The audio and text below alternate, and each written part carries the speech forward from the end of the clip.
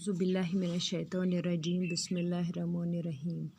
Wычу से गोब्रो डेट छ आज 28/5/2021 क्लास छ ये 5th सब्जेक्ट छ इंग्लिश अस छ आज परन Gulliver among the little people थई से तु नजर ब पर once a ship called the Antelope was on its way to the South Seas.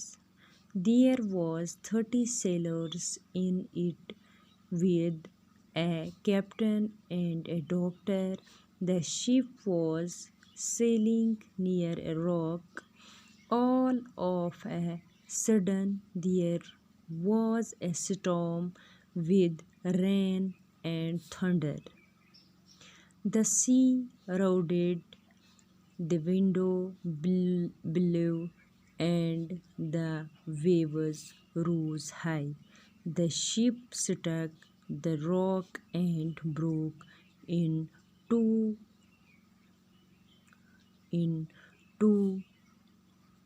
The sailors jumped into the sea. Only one man reached the shore and saved himself. He was the ship's doctor Lemuel Gulliver. ठीक है, देखो बेटा,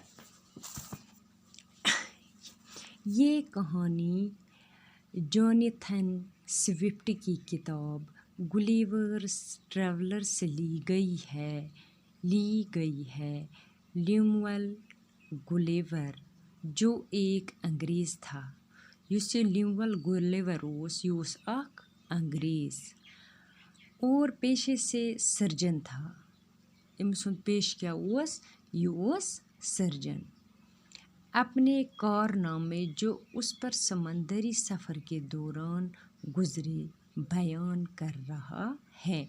दपा use surgeon छ yes ओस use इम सफ़र ओस कोरमुत पन्निस अत दौरान अत पेशस दौरान यस छ यही बयान करन।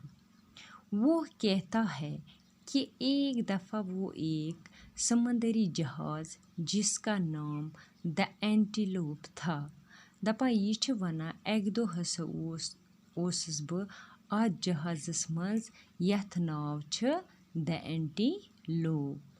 मैं जनूबी समंदरों की तरफ जा रहा था।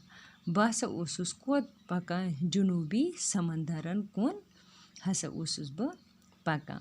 जहाज़ में 30 छना जहाज़ में 30 जहाज़ रान।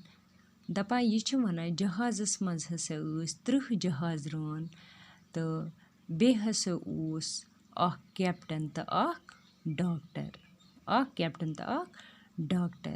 अचानक हसा आव तूफान। क्या आव? तूफान। ये जहाज़ हसा टकराव कत सत? अथ कई सत, एकस कई सत तो अथ हसा गई ज़हिस। तय ओआ समझ? Rocks and broke into two, अथ गई ज हिस्स। कस हिस्स गए ज। जहाज़ में जो मुसाफिर होते हैं, दपा यम हसा मुसाफिर अस आ जहाज़स मज सफ़र करन वोल इमो क्या कर काम, इमो हसा लायक वट कथ मज समंदरस मज।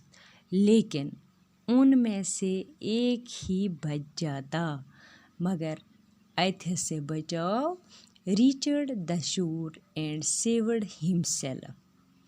Only one man, अथ से बचाव अकुई, reached the shore and saved himself, यम पनुन पान बचो। He was the ship's doctor, युकुस ओस शिपुक डॉक्टर। इमस क्या ओस नाव? ल्यूमुअल गुलिवर। थोड़ा याद, इमस क्या ओस नाव? ल्यूमुअल गुलिवर। आज पढ़ो इस इची है ना, सबस पढ़ो इम बुन कुन तह थोड़ा अब याद। ये कहानी केम किताब मज छ द्रमत, ये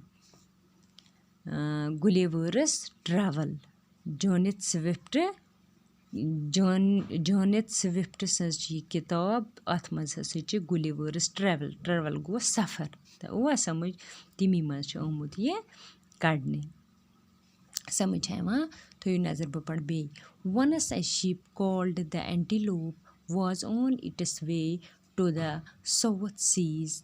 There was 30 sailors. Köyte ys at man sawar 30 gay 30 in it with a captain behs captain and a doctor behs doctor.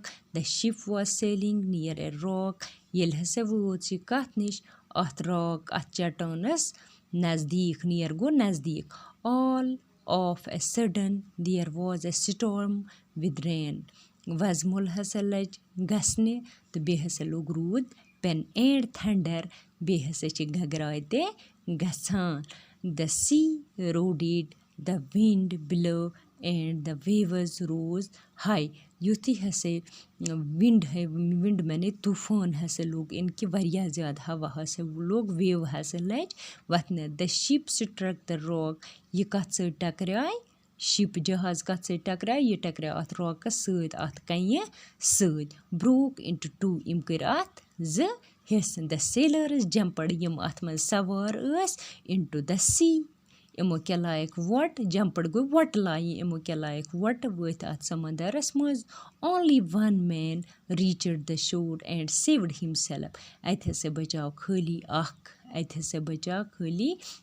He was the ship's doctor सुकुस सोस ये डॉक्टर लिमुअल गुलिवर थोड़ा याद या तम पूरा ये इन सबस पढ़ो एस बुन कुन सी वन समंदरस SEAC सी गो समंदर ब्या गो SEEC सी गो देखना ठीक है आज गो यूती तो सबस पढ़ो इस पर बेहना।